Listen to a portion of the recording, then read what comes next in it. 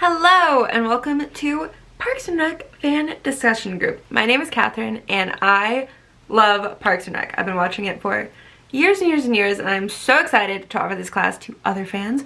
Just a discussion group where fans of similar ages can come and talk about Parks and Rec, all their favorite things, their characters, episodes, moments, everything. Besides talking about Parks and Rec, we will also be playing trivia. So lots of trivia questions about Parks and Rec. The goal of this class is for students to build their confidence, speaking in front of their peers and adults, and just expressing their opinions. In my discussion classes, I make sure everyone has a turn, everyone gets a chance to talk, and they're always welcome to share whatever they're thinking. Parks and Rec is a mature show. I just want parents to be aware of that. As long as you're okay with your student watching Parks and Rec and discussing scenes from Parks and Rec, we'll have a great time. There's no materials needed, just bring your own fun self and we'll have a great time. So I cannot wait to talk about Parks and Rec with y'all, and I will see you in class. Bye.